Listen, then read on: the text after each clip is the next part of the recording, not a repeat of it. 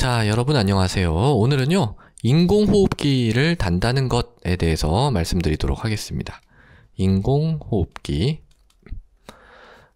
보통 이제 우리가 호흡을 하잖아요. 호흡을 한다는 거는 뭐냐면은, 이 폐가 이렇게 있으면은, 이 폐를 이렇게 감싸고 있는 갈비뼈하고요. 여기 횡격막이 이렇게 있어요. 횡격막이. 그러니까 복부하고 이 흉부 쪽을 나누는 이 횡격막이 아래로 이렇게 내려가고 갈비뼈가 이렇게 펴지면은 음압에 의해서 얘가 이렇게 펴지니까 이 폐가 이렇게 늘어날 거 아니에요. 그러면서 공기가 자연스럽게 들어오는 거고요. 다시 얘를 위로 올려주고 이 갈비뼈가 안쪽으로 싹 들어가면은 이 공기가 이렇게 나가는 그런 겁니다.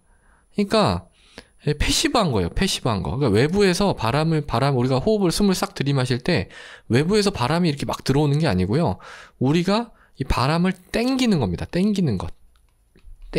평소에는. 이게 되게 중요한 개념이에요. 그러니까 음압을 이용한다라는 거예요. 음압을.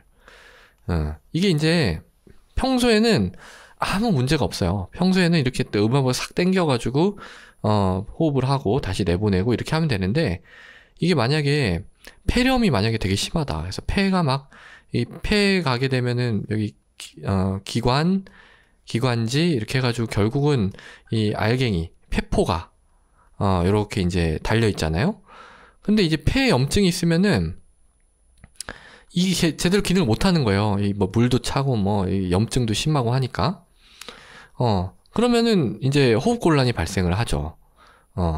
그러면은, 해결 방법이 두 가지가 있습니다. 두 가지. 뭐냐면 첫 번째는요. 산소 농도를 올려주는 겁니다. 산소 농도를 올려주는 거예요. 그러니까 보통 우리가 보통 우리가 숨 쉬는 공기에는 20% 들어있죠. 20% 들어있는데 이거 갖다가 뭐 한 40%, 60% 이렇게 이제 올려주는 거예요. 그러면은 이런 데가 제대로 염증 때문에 기능을 못 한다고 해도 뭐 다른 데가 이렇게 좀 많이 산소를 가져가니까 어떻게든 기능을 할 거 아니에요. 그래서 이제 요걸로 이제 해결이 되면 제일 좋고요. 산소 농도만 올려가지고 해결이 되면 제일 좋은데 너무 심해서 이 산소 농도를 올려주는 것만으로는 안 되는 경우가 있습니다. 그럴 때는 어떻게 해야 돼요? 이때 이제 인공호흡기를 다는 거예요. 그래서 인공호흡기를 단다는 거는 이 산소의 이 전달이 어떤 농도를 올렸을 때 해결이 안 나는 그런 상황이라는 거를 어느 정도 밑에 깔고 있는 거죠. 물론 뭐 그렇지 않은 경우도 있습니다. 근데 이제 많은 경우에 이제 그런 식으로 이제 가게 됩니다. 이렇게 이제 인공호흡기를 만약에 달게 되면은요. 아까 제가 평소에는 음압이라고 그랬죠. 땡기는 거라 그랬죠. 근데 인공호흡기는 음압이 아니라 양압입니다. 양압. 그러니까 땡기는 게 아니라 밀어주는 거예요. 밀어주는 것. 그러니까 외부에서 압력으로 이 바람을 넣어주는 거죠. 그래서 이제 인공호흡기의 인공호흡이라는 거의 정의를 보면 이렇게 돼 있습니다. 그냥 한번 써볼게요. 영어인데, The delivery of positive pressure, 어디에다가? to the lung. 폐에다가 양압을 전달해 주는 거라고 돼 있습니다. 근데 어디를 통해서? via an endotracheal tube. 엔도트라키얼 또는 뭐 트라키오스토미 튜브인데 어쨌든 여기까지 이렇게 튜브를 딱 넣어놓고요. 기계를 달아가지고 여기다 빵 이렇게 압력을 걸어주는 거예요. 그러면 어떻게 되겠어요? 누르르 이 기관지, 폐포에 압력이 탁 전달이 되면서 이 너덜너덜했던 폐포가 펴질 거 아니에요. 그러면 조금 기능을 할 수 있게 되겠죠. 그리고 이제 딱 그 압을 딱 걸었다가 딱 압을 풀어주면 어떻게 될까요?